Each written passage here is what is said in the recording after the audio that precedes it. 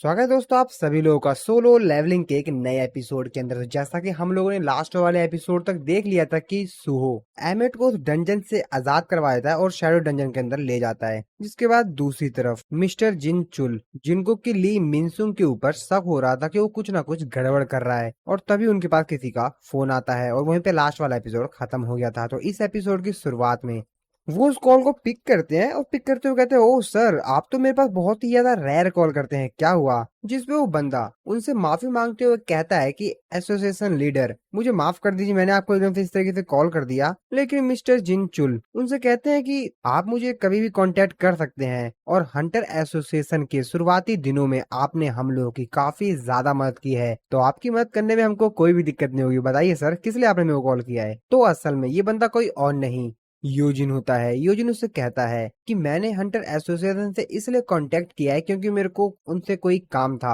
हाँ, मेरा भतीजा वो एक हंटर के तौर पर अवेक्ड हुआ है और मुझे लगता है कि वो किसी गेट के अंदर ट्रैप हो गया है। प्लीज प्लीज उसे बचा लो, प्लीज मिस्टर जिनचुल, मेरी हेल्प करो। ये बात सुनकर जिनचुल भी काफी ज्यादा हैरान होते हो, कहते हैं, एक मिनट मिस्टर योजिन, आपका भतीजा मतलब सुहो? और फिर ये सीन यहीं पर ही कट हो जाता है। इसके बाद दूसरी तरफ हम लोग पिरामिड फील्ड टाइप के डंजन होता है, वहां का सीन दिखाया जाता है, जहां पर एक कार के अंदर असुरा गिल्ड के जो हंटर्स होते हैं उन सभी को सुहो ने सेफली गाड़ी के अंदर रख दिया था। और फिर सुहो वहां पर आता है और लिू जिंग को जगाने की कोशिश करता है क्योंकि वो भी बेहोश था। थोड़ी बहुत आवाज लगाने के बाद लिू जिंग जग जाता है। सुहो से कहता है कि ओ, उठ गए आप? वो सुहो को देखते हुए कहता है, हाँ सुहो। सुहो उनको बताता है कि जो डंजन है वो क्लियर हो गया है, और वैसे क्या मैं आपका फोन थोड़े समय के लिए ले सकता हूँ? मेरे को कुछ काम था। वो अपना सर पकड़ते हुए कहता है कि हैं, डंजन डंजन क्लियर हो गया? हाँ ठीक है, ये लो मेरा फोन। एक मिनट, क्या डंजन क्लियर हो गया? तो असल में वो काफी ज्यादा हैरान था कि सुहो ने अकेले ही पूरे डंजन को क्लियर कर दिया। इसके बाद कुछ समय बाद का सीन दिखाया जाता है एयरपोर्ट पर। लिू जिंग अपनी टीम के साथ सुहो को एयरपोर्ट पे छोड़ने के लिए आया था, और वो उससे एक बार और थैंक्स कहता है पिरामिड फील्ड में उसके और उसके लोगों की जान बचाने के लिए। और वो सुहो से ये भी कहता है कि कोरिया जाने के बाद भी वो लोग एक अच्छे दोस्त रहेंगे और उससे बातचीत करते रहेंगे। सुहो भी उन लोगों को थैंक्स करता है उन लोगों को एयरपोर्ट छोड़ने आने के लिए। साथ ही में वो उससे उसके अंकल से बात करवाने के लिए भी थैंक्स बोलता है। तो असल में सुहो ने उस समय जब फोन लिया था तो वो अपने अंकल के पास फोन करता है, और जैसे वो अपने अंकल के पास फोन करता है उसके अंकल यानी कि योजिन उसके ऊपर भड़क जाते हैं। उसके ऊपर चिल्लाते हुए कहते हैं कि आखिरकार तुम एक गेट के लिए इजिप्ट चले गए। हालांकि मुझे काफी ज्यादा खुशी है कि तुम सेफ हो, लेकिन अगर तुम्हारे साथ कुछ भी गलत हो जाता तो? और वो अपने अंकल की उस बात को भी याद करता है जो कि उनके अंकल ने कहा था कि हंटर एसोसिएशन से उनकी बातचीत है, तो शायद मुझे लगता है कि मुझे हंटर एसोसिएशन जाना पड़ सकता है। और तभी ल्यूजिंग सुओ से कहता है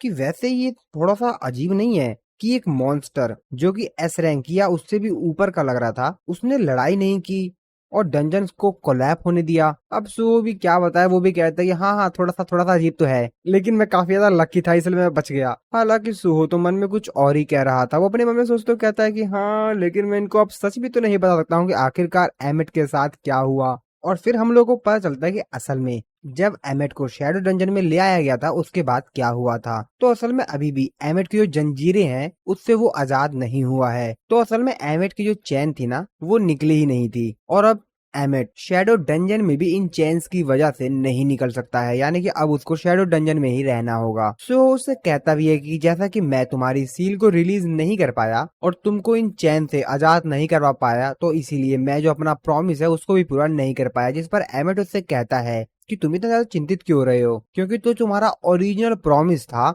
कि तुम मेरे को उस टॉम से बाहर निकालोगे, वो तो तुमने निकाल दिया है। और जैसा कि मेरे जो स्टेक्स हैं वो यहाँ पर भी एडजस्ट हो गए हैं, लेकिन हाँ, उसकी तुलना में अब मैं यहाँ पर काफी दूर तक मूवमेंट कर सकता हूँ। और अगर उस टॉम की तुलना में देखा जाए तो ये काफी बड़ा प्लेस है। एमेट की ये बात सुनकर सू अपने मन में सोच रहा होता है कि एमेट की जो बात करने का तरीका है वो पूरी तरीके से अब चेंज हो गया है। और फिर सूहो को एमेट अपने हाथ से पकड़कर ऊपर बिल्डिंग में ले जाता है, एकदम टॉप की बिल्डिंग पर। वहां से वो पूरा नजारा देखता है शैडो डंजन का, जो कि बहुत ही ज्यादा खूबसूरत लग रहा था। एमेट कहता है हालांकि मैं थोड़ा सा कमजोर हूँ, लेकिन फिर भी मैं नेचर की इस बेहतरीन जगह का आनंद ले सकता हूँ। मैंने काफी समय से इन चीजों को मिस किया है। और फिर वो सुहो से भी कहता है कि जैसा कि मैंने आपसे प्रॉमिस किया था यंग मोनार्च, अब मैं आपको ही फॉलो करूंगा। ये बात सुनकर सुहो भी काफी ज्यादा खुश हो जाता है। जिसके बाद हम लोग फिर से प्रेजेंट का सीन देखते हैं। सुहो जो कि लिू जिंग और उसकी बाकी सभी टीम को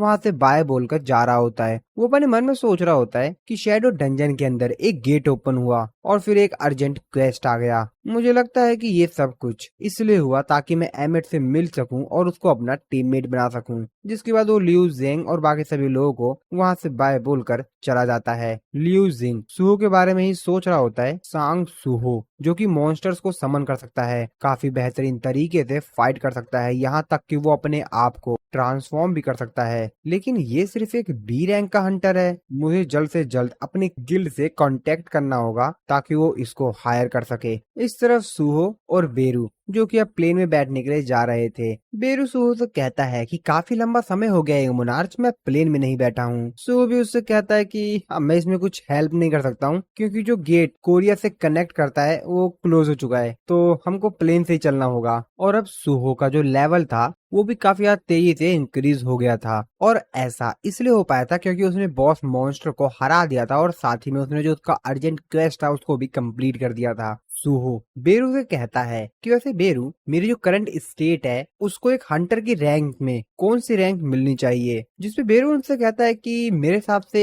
ए रैंक के आसपास, तो आप ए रैंक के आसपास हो गए होगे। जिसकी बात सुनकर सुहो कहता ओ तो अब मैं ए रैंक का हूँ। ऐसा लगता है कि मेरी जो प्रिपरेशन है वो लगभग कंप्लीट हो चुकी है और अब टाइम आ गया है ली मिनसुंग और इटेरियम के लोगों के ऊपर काउंटर अटैक करने का। इसके बाद दूसरी तरफ हम लोग चिवैलरी गिल्ड को देखते हैं, जहाँ पर उस गिल्ड के सभी मेंबर बैठकर आपस में कुछ बातें कर रहे थे। अब ये लोग काफी ज्यादा बड़ा गिल्ड हो गया है। उनमें से जो गिल्ड के मेंबर होते हैं वो आपस में बात कर रहे थे कि हम लोग सिर्फ सी रैंक के हंटर गिल्ड हैं, लेकिन अब हम लोगों को बी रैंक के गेट के अंदर भी जाने की परमिशन मिल गई है। साथ ही में हम लोगों के पास अब काफी बड़ा ऑफिस भी होगा और ऐसा सिर्फ स्टार डस्ट की वजह से ही हो पाया है। और सिर्फ इस स्टार डस्ट की वजह से ही हम लोग बी रैंक के गेट के अंदर जा पा रहे हैं, जबकि हमारी जो गिल्ड है वो मेनली सी रैंक के हंटर से बनी हुई है। दूसरा हंटर कहता है वैसे ब्लैक मार्केट में इसको खरीदना काफी ज्यादा आसान हो गया है आजकल, और ये काफी ज्यादा अब सस्ता भी हो गया है। मुझे नहीं पता कि इसको किसने बनाया है, लेकिन इसको जिसने भी बनाया है मैं उसकी शुक्रगुजार हूँ। तभी दूसरा हंटर कहता है ओ ऐसी बात है क्या, वैसे ये इतना अच्छा है। मुझे लगा था कि होगा बस काम चलाओ, लेकिन तुम लोग को सुनकर तो मुझे लग रहा है कि ये तो काफी ज्यादा मस्त है।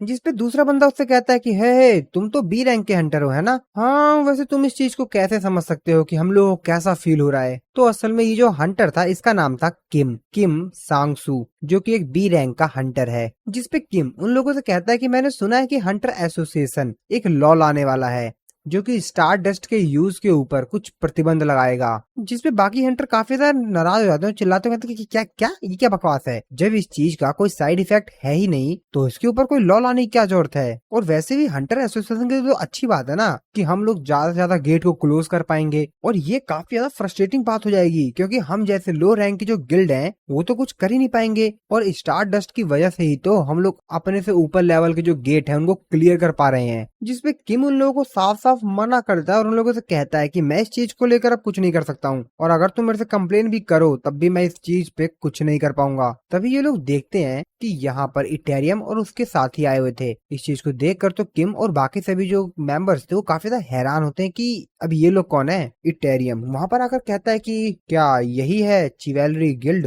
वैसे क्या ये वही गिल्ड है ना, तुम्ही लोगों के पास इस चैन में जो गेट अपीयर हुआ है उसके अंदर एंटर करने के राइट्स हैं। किम इटेरियम के पास आते हुए उससे कहता है कि बच्चा, ये बच्चा वैसे हाँ यही चिवैलरी गिल्ड है, तुम यहाँ पर किस लिए आए हो बच्चे। जिसपे इटेरियम उससे कहता है कि मुझे गेट दे दो, यानी कि मुझे गेट हैंड ओवर कर दो। ये बात सुनकर तो किम भी काफी ज्यादा हैरान होता है, कहता है क्या, और तभी वो चिल्लाते हुए और अपनी पावर का इस्तेमाल करते हुए सभी लोग यहाँ पर आसपास जितने भी हंटर्स थे उनको अपने कंट्रोल में कर लेता है और कहता है गुस्से में कि मैंने कहा ये गेट मुझे हैंड ओवर कर दो। लेकिन इटेरियम देखता है कि किम को छोड़कर बाकी सभी जो आसपास हंटर्स थे वो तो उसके कंट्रोल में आ गए थे, और अब ऐसा इसीलिए हुआ होता है क्योंकि किम ने स्टार डस्ट को कंज्यूम नहीं किया था, यानी कि जिस हंटर ने स्टार डस्ट को कंज्यूम किया होगा सिर्फ उसको ही इटेरियम अपने कंट्रोल में कर सकता है। अब इस चीज को देख कर तो किम काफी ज्यादा हैरान होता है, वो चिल्लाते हुए कहता है कि सभी लोग, तुम लोग ये क्या बकवास कर रहे हो, और आखिरकार मुझे तो समझ में नहीं आ रहा है कि तुम लोग एकदम से खड़े क्यों हो गए और इसके सामने क्यों झुक रहे हो, तुम लोग कर क्या रहे हो। इटेरियम भी समझ जाता है कि इस हंटर ने स्टार डस्ट को कंज्यूम नहीं किया है। ये तो बढ़िया है, ठीक है, अब से तुम सभी लोग ना ही तो कुछ सुन सकते हो और ना ही कुछ कर सकते हो। तो एक्चुअल में वहां पर जिसको इसने कंट्रोल किया था उन सभी को ये ऑर्डर दे रहा था। ये बात सुनकर किम काफी ज्यादा भड़क जाता है, हालांकि उसको डर भी लग रहा होता है, लेकिन फिर भी वो इटेरियम के ऊपर चिल्लाते हुए कहता है कि आखिरकार बच्चे, जो तू कह रहा है ये लोग वही क्यों कर रहे हैं, क्या क्या तूने इन लोगों के साथ। जिसपे इटेरियम कहता है कि मैं उस बेवकूफ के अलावा किसी और दूसरे इंसान से बात करना चाहता था। हमारे क्रिएटर चाहते थे कि वो वर्ल्ड जो कि बिना मास्टर के है उस पर कंट्रोल कर लें, और मैं यहाँ पर यानी कि धरती पर उनकी उस इच्छा को पूरी करने के लिए आया हूँ। अब ये बात सुनकर तो किम को कुछ भी समझ नहीं आ रहा होता, वो चिल्लाते हुए कहता है वो क्या बकवास कर रहा है, किस चीज के बारे में बात कर रहा है। लेकिन इटेरियम तो रुक ही नहीं रहा होता, वो आगे कहता है लेकिन जब मैं यहाँ पर आया तो मेरे को कुछ क्वेश्चंस थे, कुछ क्वेश्चंस जिनके जवाब मुझे चाहिए थे। क्रिएशन वो चीज है जिसको कि अपने क्रिएटर की इच्छाओं को पूरा करने के लिए बनाया गया था, लेकिन तुम इंसानों ने तो कोई दूसरा पर्पज ही चुन लिया और अपने हिसाब से काम करने लगे।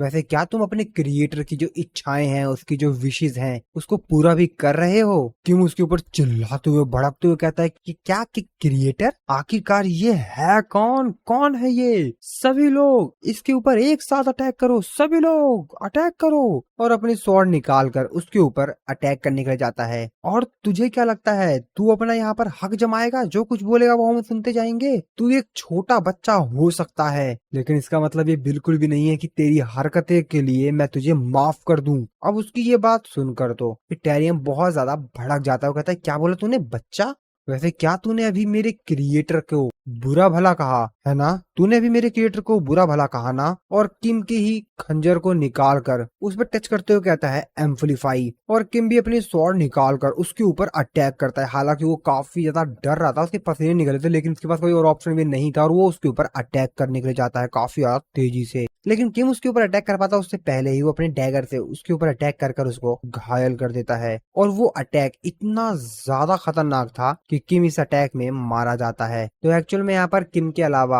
कुछ और हंटर्स भी थे जिन्होंने स्टार डस्ट को कंज्यूम नहीं किया था, लेकिन इटेरियम उन सभी को खत्म कर देता है। जिसके बाद वो अपने बाकी सभी जो लोग होते हैं उनको ऑर्डर देता है कि सभी लोग अब सब कुछ देख और सुन सकते हैं, और उन लोगों से कहता है कि इस जगह को फटाफट क्लीन कर दो, और वहां से जाने लगता है। तभी गिल्ड के अंदर और भी हंटर आने लगते हैं। वो कहते हैं कि ये किस प्रकार की आवाज थी, और वो लोग सब कुछ भूल जाते हैं। और ऐसा इसलिए हो पाया था क्योंकि इन लोगों ने भी स्टार डस्ट को कंज्यूम किया था। इटेरियम अपने मन में सोचते हुए कहता है कि ये फ्री विल क्या है, लोग अपने हिसाब से सब कुछ कर रहे हैं। सभी क्रिएशन को सिर्फ अपने क्रिएटर की जो इच्छाएं थी उसको पूरा करने के लिए बनाया गया है। हालांकि इस यूनिवर्स का जो क्रिएशन है उसने अपने ही क्रिएटर को मार दिया, और फिर वो उसी गेट के अंदर जाता है जहाँ पर वो उस मॉन्स्टर को कैद कर लेता है। वो उस मॉन्स्टर को देखते हुए कहता है ओ मॉन्स्टर, नहीं नहीं नहीं नहीं, सही शब्दों में कहा जाए तो इसको डायमेंशनल रिफ्यूजी कहा जाएगा, जो कि डायमेंशनल क्रैक के आसपास घूम रहा है। वैसे ये काफी ज्यादा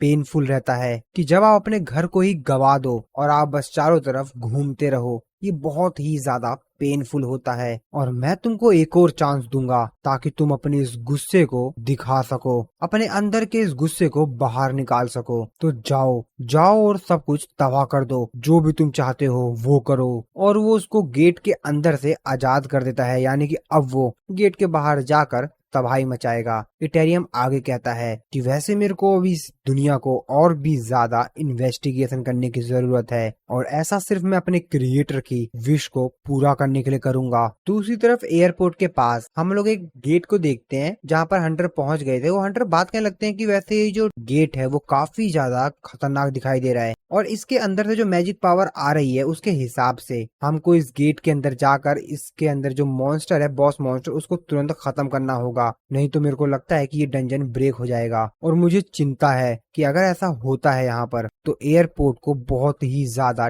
डैमेज होगा, और अगर ऐसी बात है तो हमको हंटर एसोसिएशन को रिपोर्ट करना चाहिए, तो ज्यादा प्रॉब्लम नहीं होगी। और तभी हम लोग देखते हैं कि यहाँ पर इटेरियम आ जाता है और वो उस डंजन ब्रेक को होने देता है, और जैसे वो डंजन ब्रेक होता है उसमें से काफी सारे मॉन्स्टर्स बाहर आने लगते हैं। जिसके बाद हम लोगों को बताया जाता है कि क्रिएशंस वो चीज है जिसको कि अपने क्रिएटर की विशेष को, इच्छाओं को पूरा करने के लिए बनाया गया था। अगर हमारे क्रिएटर बोर होने लगे तो हमें अपने आपस में ही एक दूसरे से लड़ाई करनी चाहिए ताकि हमारे क्रिएटर एंटरटेन हो कर सकें। अगर हमारे क्रिएटर कुछ चाहते हैं तो ये हमारी जिम्मेदारी है कि हम किसी भी हालत में उनको वो ला कर दें, और यही रीजन है जिस वजह से क्रिएशंस एग्जिस्ट करते हैं। लेकिन एक दिन क्रिएटर ने ये कहा, उन्होंने बताया कि उनका एक साथी जो कि दूसरे डायमेंशन में है वो मारा गया, और वो मुझे अपनी एक चीज देते हुए कहते हैं कि इसे ले जाओ और उस दुनिया को जिसने अपना मास्टर खो दिया है उसको मेरे लिए जीत के लाओ। और हम लोगों ने अपने गॉड की उस बात को माना और बहुत सारे अपने लोगों को एक साथ मिलाकर अपनी पूरी आर्मी के साथ उस दुनिया में जाने के लिए तैयार थे जिस दुनिया ने अपना मास्टर खो दिया है, यानी कि अर्थ। लेकिन इस दुनिया से उस दुनिया में जाने के लिए हमारी इमेजिनेशन से भी ज्यादा पावर एनर्जी की हमें जरूरत थी, ताकि हम लोग अपने इतने सारे सोल्जर्स को ट्रांसपोर्ट कर सकें। और जो डायमेंशनल पाइप हैं जिसके थ्रू हम इस दुनिया से उस दुनिया में जा सकते हैं वो बहुत ही ज्यादा पतली हैं। वो इतनी ज्यादा पतली हैं कि इतनी ज्यादा एनर्जी, इतनी सारी अमाउंट में एनर्जी को ले जा पाना एक साथ नामुमकिन है, और इसीलिए भगवान की आर्मी को बहुत ज्यादा समय लग गया इस डायमेंशनल को पार करने में। लेकिन आर्मी ऑफ गॉड ने बिल्कुल भी हार नहीं मानी और फाइनली वो उस दुनिया पे पहुंच गए जिसने कि अपना मास्टर खो दिया है। लेकिन हम लोग जब उस जगह पर पहुंचे तो हमारा सामना हुआ डार्कनेस से, एक घना अंधेरा जिसकी कोई गहराई ना हो। तो एक्चुअल में ये जिन्वू ही था, और जिन्वू बोलता है अराइज, और उसके अराइज बोलते ही यहाँ पर काफी सारे शैडो सोल्जर्स आ जाते हैं और ये जो आर्मी ऑफ गॉड थी इन लोगों के ऊपर अटैक कर देते हैं। कहानी आगे बताई जाती है कि डार्कनेस और उसकी जो पूरी की पूरी आर्मी थी उन लोगों के पास बहुत ही ज्यादा पावरफुल ताकत थी, इतनी ताकत जिसकी की कल्पना भी ना की जा सके। और फिर हम लोगों का एक बहुत भयंकर युद्ध हुआ। जो डार्कनेस था, द शैडो ऑफ मोनार्क, वो बहुत ज्यादा तरीकों से डरावना था। उसकी काफी ज्यादा अलग अलग पावर जो कि बहुत ही ज्यादा डरावनी थी। और जब हमारी आर्मी के लोग हार जाते थे तो डार्कनेस अपनी पावर का इस्तेमाल कर कर उन लोगों को अपने शैडो आर्मी में ऐड कर लेता था और हमारा ही दुश्मन बन जाते थे हमारे लोग। और जैसे जैसे वॉर आगे बढ़ती रही हमारे और भी ज्यादा सोल्जर्स मरते रहे, और डार्कनेस ने सिंपली अपनी जो सोल्जर्स थी, अपनी जो आर्मी थी, उसको और भी ज्यादा ग्रो किया। इतना ज्यादा भयंकर, इतना ज्यादा पावरफुल अपनी आर्मी बना ली जो कि हमारी इमेजिनेशन से भी ज्यादा थी। आर्मी ऑफ गॉड को उन्हीं की रफ्तार से वहां से भगा दिया गया। जो लड़ाई अर्थ पर शुरू हुई थी वो डायमेंशन के भी परे चली गई। द आर्मी ऑफ गॉड निराशा में डूब गई क्योंकि वो लंबे समय तक डार्कनेस से बाहर नहीं निकल सकी। गॉड का एक साथी टाइले, उन्होंने उन्हें कुछ बताया। उन्होंने बताया कि एक बहुत अच्छी अपॉर्चुनिटी है उसके पास, जो इतनी ज्यादा पावरफुल मैजिकल पावर्स हैं उसकी वजह से वो भी अपनी दुनिया में इतनी आसानी से वापस नहीं जा पाएगा। और जैसा कि मैं फील कर पा रहा हूँ कि मेरे को अर्थ में से किसी भी प्रकार की कोई मैजिकल पावर का ना होने का एहसास हो रहा है, तो अगर हम लोग मिस्ट बर्न्स का इस्तेमाल करें तो हम उनकी दुनिया में जा सकते हैं। मिस्ट बर्न जो कि हम में से ही एक हैं, हम में से ही एक लोएस्ट रैंक के बिलीवर्स जिनको कि डिस्ट्रॉय और जला दिया जाता है फायर ऑफ फेथ के द्वारा। लेकिन इसके बावजूद भी अपने भगवान के प्रति उनकी आस्था बिल्कुल भी नहीं खत्म होती। जैसा कि ये लोग कमजोर होते हैं लेकिन फिर भी इनकी जो फेथ प्रोपगेशन एबिलिटी होती है वो बिना मैजिक पावर वाले लोगों के ऊपर बहुत ही ज्यादा खतरनाक साबित होती है। तो द आर्मी ऑफ गॉड ने सोचा कि जब अर्थ पर उनके बिलीवर्स की संख्या बढ़ जाएगी, उनके भगवान को मानने वाले जो लोग हैं वो बहुत ही ज्यादा बढ़ जाएंगे, तो वो उन सभी लोगों को कंट्रोल कर लेंगे और एक बहुत बड़ा चमत्कार होगा। और फिर जितने भी लोग थे उन लोगों ने टेलीज की जो स्ट्रेटेजी थी उसको स्वीकार कर लिया कि हाँ, हम लोग इसी स्ट्रेटेजी से आगे बढ़ेंगे और अर्थ को जीतेंगे। और फिर टेलीज ने अपनी एबिलिटी का इस्तेमाल किया और जो पूरी पूरी उनकी स्ट्रेंथ है उसको 5 हिस्सों में बांट दिया, 5 फ्रेगमेंट्स में अलग अलग स्प्लिट कर दिया, और उसने जो सबसे ज्यादा कमजोर फ्रेगमेंट था उसको मिस्ट बर्न के थ्रू अर्थ पर पहुंचा दिया। और जैसा कि इन लोगों ने प्लान किया था, जो वीकेस्ट फ्रेगमेंट था वो डार्कनेस के द्वारा यानी कि शैडो मोनार्च के द्वारा डिटेक्ट नहीं किया गया। तो बेसिकली जिन्वू ने उस फ्रेगमेंट को डिटेक्ट ही नहीं कर पाया क्योंकि वो इतना ज्यादा कमजोर था कि जिन्वू को पता ही नहीं चला कि इटेरियम अर्थ पर आ चुका है, और वो सक्सेसफुली अर्थ में एंटर कर जाता है। और जैसे ही टेले का जो पहला फ्रेगमेंट था वो अर्थ पर आता है तो उसकी मुलाकात कुछ अलग चीजों से ही होती है। और फिर इसी सीन के साथ हमारा ये वाला जो एपिसोड है वो खत्म हो जाता है। आई होप आप लोगों को वीडियो अच्छी लगी होगी।